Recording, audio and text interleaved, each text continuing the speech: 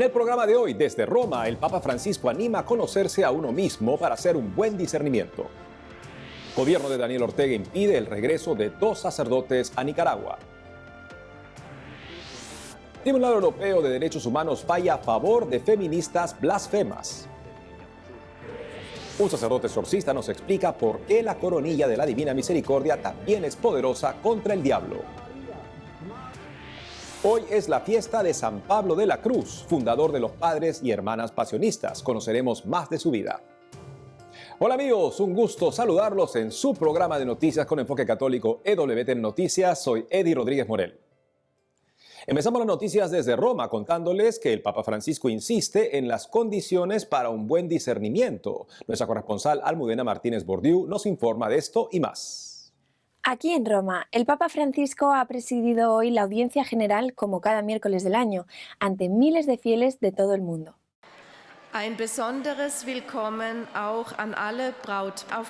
Durante su catequesis, el Papa Francisco habló acerca de la importancia de conocer la propia historia de vida para poder hacer un buen discernimiento y así tomar las decisiones correctas.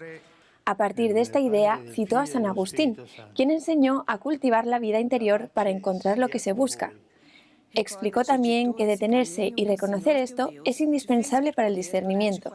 Es además un trabajo de recogida de perlas preciosas y escondidas que el Señor ha sembrado en nuestro terreno. En esta línea, el Papa Francisco animó a los presentes en la plaza de San Pedro a notar los pequeños milagros que el buen Dios realiza por nosotros cada día. El Santo Padre también invitó a contar la propia vida a alguien, lo que definió como una de las formas de comunicación más hermosas e íntimas, algo que ocurre, por ejemplo, en las parejas de novios. Por último, el Papa Francisco explicó que es el corazón quien nos habla de Dios y somos nosotros quien debemos aprender a comprender su lenguaje. Por ello, el pontífice animó a los presentes a hacer un examen de conciencia al final de cada día y a preguntarse ¿qué ha sucedido hoy en mi corazón? Tras su catequesis, el Papa Francisco recordó que el próximo domingo celebramos la Jornada Mundial de las Misiones.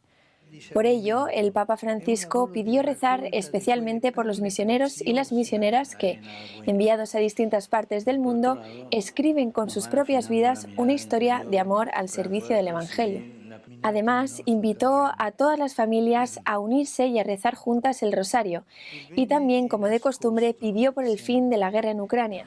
Rezamos por las cosas malas que están ocurriendo allí, como las torturas, las muertes y la destrucción, dijo el Papa Francisco con semblante preocupado. En Roma, Almudena Martínez Bordiú, EWTN Noticias.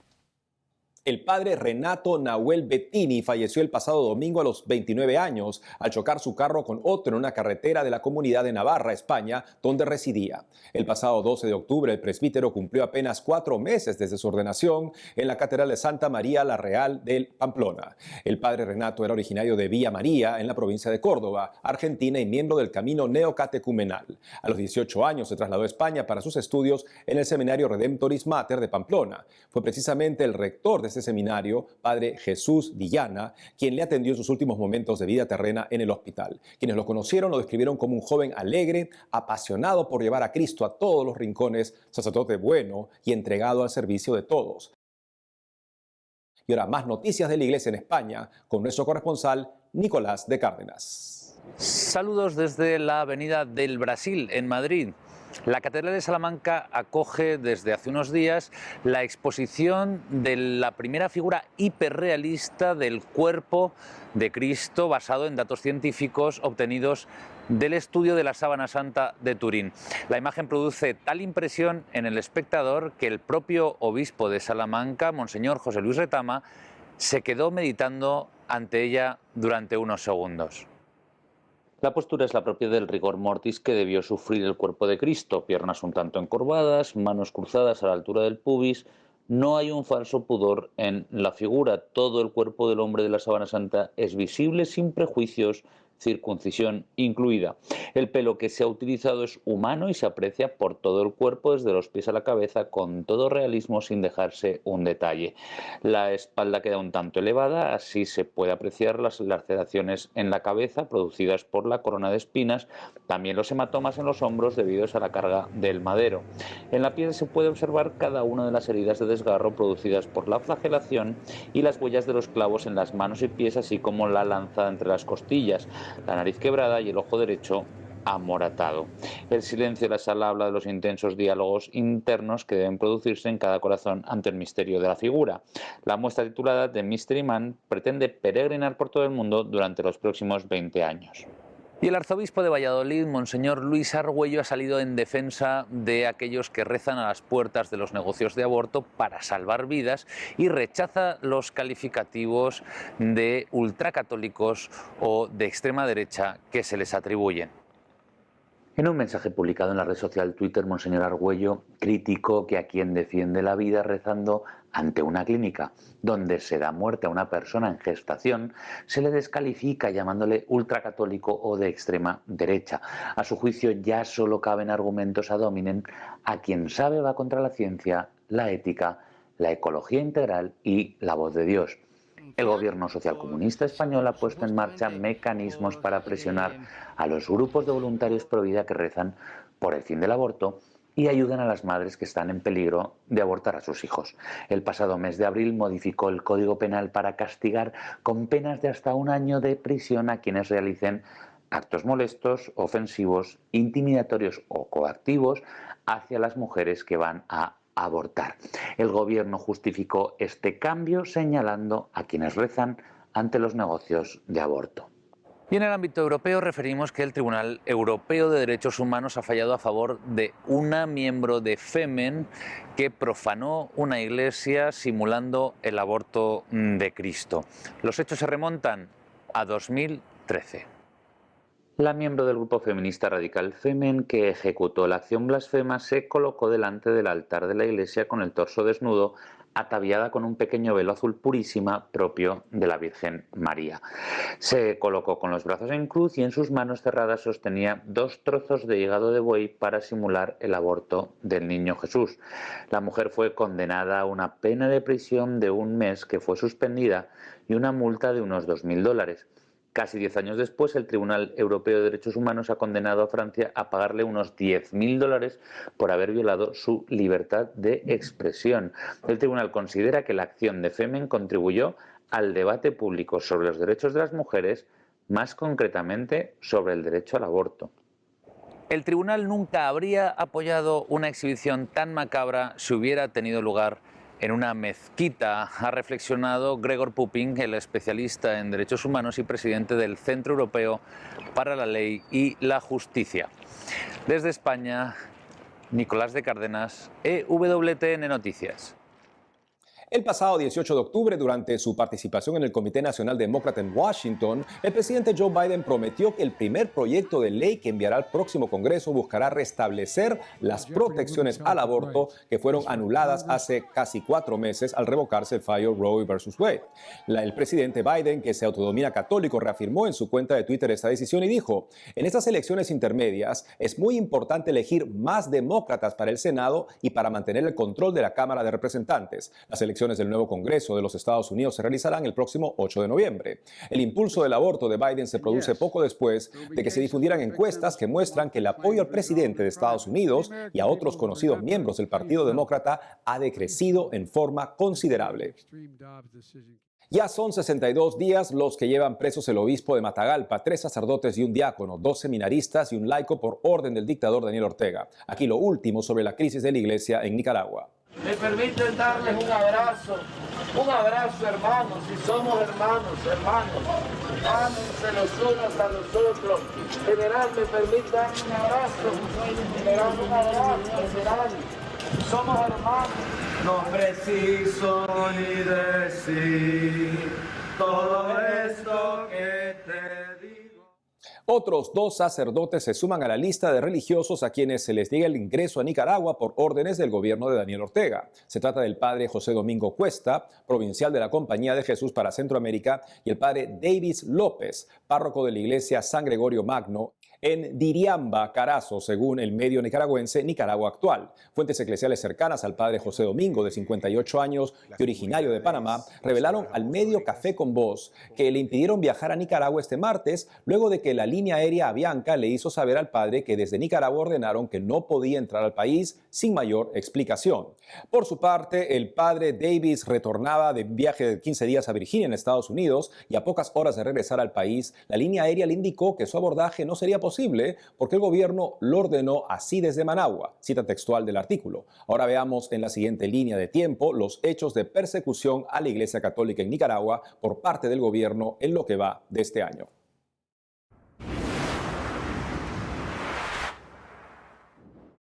...6 de marzo, el gobierno de Daniel Ortega expulsa al nuncio apostólico Valdemar Stanislao. 1 de junio, en juicio irregular, el padre Manuel García es sentenciado por agresión. 6 de julio, las hermanas misioneras de la caridad son expulsadas. Agosto 1. El gobierno cierra 8 radios católicas en Matagalpa. 4. Son secuestrados por la policía dentro de la casa episcopal el obispo de Matagalpa, Rolando Álvarez, y sus colaboradores, padres Sadiel Eugarrios, Ramiro Tijerino y José Díaz, así como los seminaristas Melkin Sequeira y Darwin Leiva, más el único laico Sergio Cárdenas. 14. El sacerdote Óscar Benavides es detenido y llevado a la cárcel El Chipote por denunciar las injusticias del gobierno en sus homilías. 19. El obispo Álvarez queda bajo arresto domiciliario en Managua. Son llevados a la cárcel El Chipote los 3 sacerdotes, el diácono, los 2 seminaristas y el camarógrafo que lo acompañaban. Septiembre 1. En juicio irregular, el padre José Urbina es sentenciado por abuso sexual. 13. El padre Juan de Dios García no puede ingresar a Nicaragua de regreso de un viaje familiar a Estados Unidos. 18. Las religiosas mexicanas de la Cruz dejan Nicaragua porque el gobierno no renueva sus residencias. 22. Se realiza la audiencia preliminar en contra de los religiosos colaboradores del obispo de Matagalpa, Rolando Álvarez, bajo los cargos de conspiración y propagación de noticias falsas a través de tecnologías de la información y la comunicación en perjuicio de la sociedad y Estado de Nicaragua. 27. El padre Guillermo Blandón no puede ingresar a Nicaragua de regreso de un viaje a Tierra Santa. Octubre 13. Desaparece el padre Enrique Martínez Gamboa. La policía no confirma ni niega su detención. Me permiten darles un abrazo hermanos, si somos hermanos, ámense los unos a los otros. General, me permite darle un abrazo, general, somos hermanos. No preciso ni decir todo esto que te digo.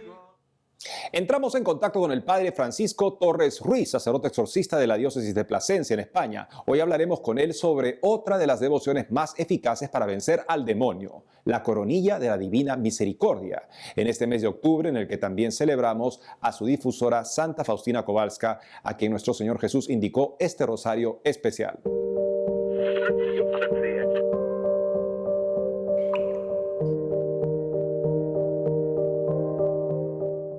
Es un gusto saludarlo, padre Francisco Torres.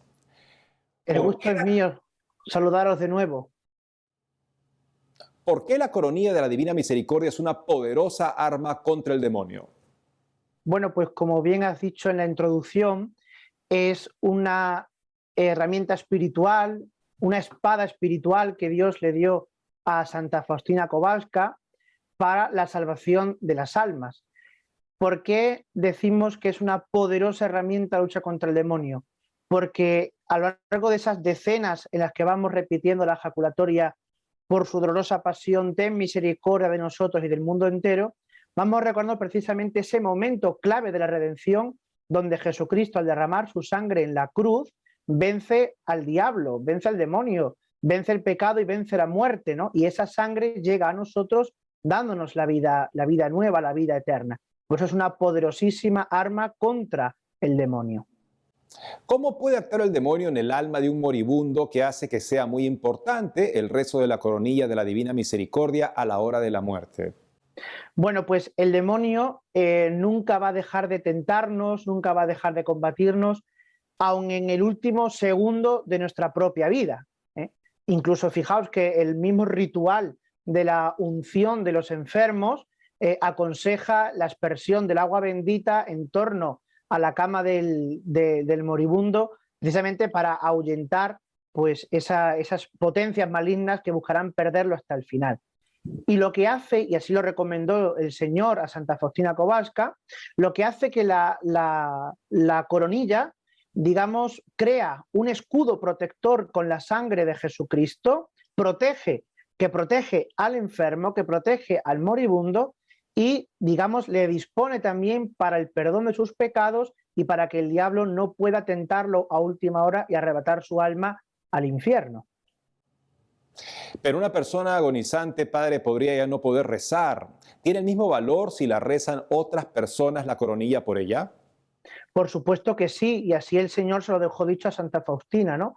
Que se rezara a los pies de la cama del enfermo moribundo, agonizante, que ya no pudiera rezar. No olvidemos que todo esto se engloba en ese dogma que tenemos en el credo de la Iglesia Católica, que es la comunión de los santos.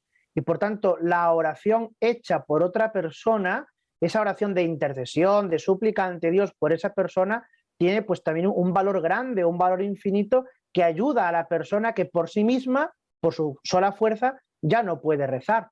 Con lo cual merece la pena que se haga ese último esfuerzo, esa última obra de misericordia y de piedad con el moribundo, con el agonizante.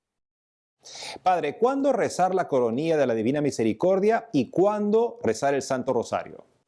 Bueno, pues la Divina Misericordia, digamos que el Señor pidió, o es la tradición que nos ha llegado a nosotros, la tradición piadosa, ¿no? Que se rezará a las 3 de la tarde. ¿Por qué? Porque es la hora que según las Escrituras, la hora nona, a la hora en que el Señor pues, exhaló el Espíritu y murió en la cruz. Digamos que la hora nona, la hora en torno a las 3 de la tarde, tiene ese valor sacramental, ese valor sagrado en el conjunto del tiempo para nosotros. Y por lo tanto es el mejor momento, o al menos el momento que el Señor pidió. Pero siempre se puede rezar a cualquier hora del día, ¿no? Igual que el Santo Rosario, lo pidió la Virgen Santísima, que todos los días rezáramos el rosario. La coronilla, pues aunque es verdad que todos los días se debe y se puede rezar, el viernes, por ser el día penitencial, el día de la Pasión del Señor, pues tiene mucho más sentido y nos ayuda a la contemplación de los misterios de la pasión y de la redención, muerte y resurrección de Jesucristo. Padre, ¿cómo se reza la coronilla de la Divina Misericordia? Bueno, pues digamos la tradición que nos ha llegado o la costumbre que ha llegado en este rezo es una primera jaculatoria. Padre eterno, te ofrezco el cuerpo y la sangre, el alma y la divinidad de tu amadísimo Hijo, nuestro Señor Jesucristo, por la redención, por la salvación de los pecados míos y del mundo entero. Luego, 10 veces repetir la jaculatoria: por su dolorosa pasión, ten misericordia de nosotros y del mundo entero. Y así hacerlo en un conjunto de 10 veces, ¿no? Y al final del todo, al final de la coronilla, pues rezar el trisagio: Santo Dios, Santo fuerte, Santo inmortal, ten misericordia de nosotros y del mundo entero. En internet pues hay mucha devoción, mucha difusión, de este rezo, y ahí te explican mejor cómo rezarlo de una manera más perfecta, más eficaz y que ayude más a la concentración. Muchísimas gracias, Padre, por habernos explicado la coronilla de la Divina Misericordia. A ustedes y hasta pronto. Vamos a una pausa y al volver, hoy es la fiesta de San Pablo de la Cruz, fundador de los Padres y Hermanas Pasionistas. Conoceremos más de su vida. Este domingo es la colecta mundial de las misiones. Conoceremos más sobre la beata francesa que impulsó el Don Monde. Ya regresamos con más información con Enfoque Católico.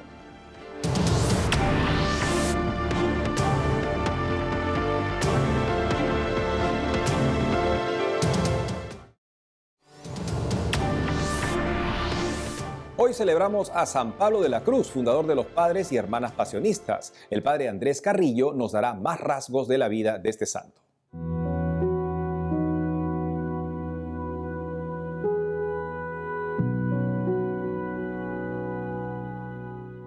Hoy en un mundo con tanto sufrimiento, Pablo de la Cruz nos enseña a poner atención a los que sufren, a ver en el rostro de los que sufren a Jesús crucificado y a buscar la manera de consolarlos, de acompañarlos. La soledad, la penitencia y la oración.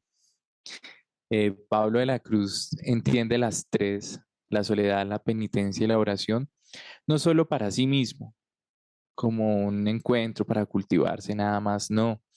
La soledad, la penitencia y la oración para prepararse, para beber. Recuerde que es como contemplativo, llenarse y posteriormente salir a anunciar ese amor que ha recibido en esa soledad, en esa oración y en esa penitencia. Él, por ejemplo, decía que había que estar a los pies del crucificado. Nuestro carisma o nuestra congregación no nace en el triunfo, lo contrario, nace en la frustración, nace en lo difícil, porque San Pablo de la Cruz viaja a Roma con tanta dificultad y llega pues sucio, descalzo, y cuando llega al palacio donde estaba el Papa, el guardia del Quirinal le dice que se vaya porque allá van todos los días vagabundos como él a pedir y a molestar. Y pues San Pablo de la Cruz dice, ¿cómo voy a fundar una congregación religiosa yo que no soy ni sacerdote, no tengo experiencia? Y entonces se va aburrido, triste y desanimado a una de las 4 basílicas de Roma, a Santa María la Mayor, y allá frente a la imagen de Santa María la Mayor hace su voto de pasionista.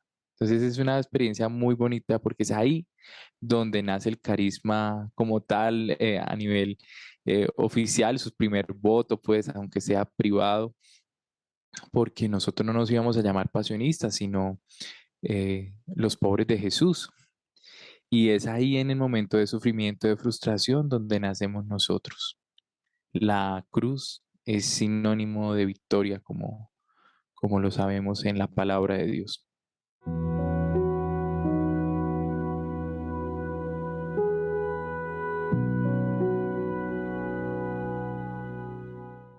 Este domingo es la colecta mundial de las misiones. Conoceremos más sobre la beata francesa que impulsó el Domingo Mundial de las Misiones. La obra pontificia de la propagación de la fe lanzó Mirar desde lo alto, un cortometraje que nos presenta el legado de la beata Pauline Jaricot. La beata francesa creó el Domingo Mundial de las Misiones, conocido como el Domund. Desde ese momento, cada tercer domingo de octubre, los laicos brindan un aporte económico a la Iglesia para colaborar con las misiones. El padre Víctor Libori, director de las obras misionales pontificias en Perú, cuenta la importancia del testimonio de Pauline Jaricot, una joven proveniente de una familia adinerada que aprendió a mirar la necesidad de los que la rodeaban. Fue beatificada el 22 de mayo de este año. Desde su bautismo sintió la necesidad de que a las misiones tenemos que ayudar de una forma. Tras escuchar una predicación en la Cuaresma de 1816, Pauline sufrió una transformación interior que cambiaría su vida, decidiendo abandonar sus joyas, vestirse como las obreras de Lyon por solidaridad con su pobreza y servir a los pobres. Ha hecho que Pauline Jaricot sea luz para muchos laicos que piensan que la iglesia es solamente para pedir el bautismo, para ir a la misa, para rezar por el difunto. No, la iglesia es para eso, pero también es que es lo que me corresponde hacer yo para que más personas conocen a Cristo y llegan a apreciar, valorar la Eucaristía como fuente y culmen de su vida. Pauline se comprometió en la tarea de formar grupos de 10 en 10 personas que se comprometían a rezar por las misiones y a dar un pequeño donativo. La iniciativa se fue extendiendo entre gente humilde por toda Francia. Así, en 1822 nació oficialmente la obra misional de la propagación de la fe, que pronto llegó a otros países. En 1922, Pío XI le concedió el título de pontificia y popularmente es conocida como Domum, en referencia al Domingo Mundial dedicado a las misiones que la Iglesia instituyó gracias a Paulín. Este año la Iglesia celebra el Domum el domingo 23 de octubre. Todos estamos llamados a poder ayudar a la labor de las misiones en todo el mundo. La senadora Catherine Cortés del Partido Demócrata y defensora del aborto por su campaña de reelección publicó esta semana un video en el que aparecen las imágenes del Sagrado Corazón de Jesús y Nuestra Señora de Guadalupe, patrona de la vida de los bebés en el vientre materno. La política, que se autodefine como católica, en su sitio web oficial se describe como una líder feroz en la lucha por la libertad reproductiva. Las elecciones al Senado de los Estados Unidos se realizarán el próximo martes 8 de noviembre. Cortés Masto es senadora por el estado de Nevada. El lunes último, el Vaticano devolvió 3 momias prehispánicas al Perú. Las momias fueron cedidas para la Exposición Vaticana Universal de 1925 y desde entonces fueron conservadas en el Museo Etnológico Anima Mundi del Vaticano. La repatriación de los restos se oficializó mediante la firma de un acuerdo firmado el 17 de octubre por el presidente de la Gobernación Vaticana, el cardenal Fernando Vergés, y el ministro de Relaciones Exteriores del Perú, César Landa, en su reciente visita al Vaticano. Y esto es todo por hoy, amigos. Gracias por haber estado con nosotros. No dejen de seguirnos en las redes sociales y también de lunes a viernes a las 12 del mediodía, hora de Miami, por Radio Católica Mundial, en su programa Más que Noticias, con un servidor. Hasta entonces.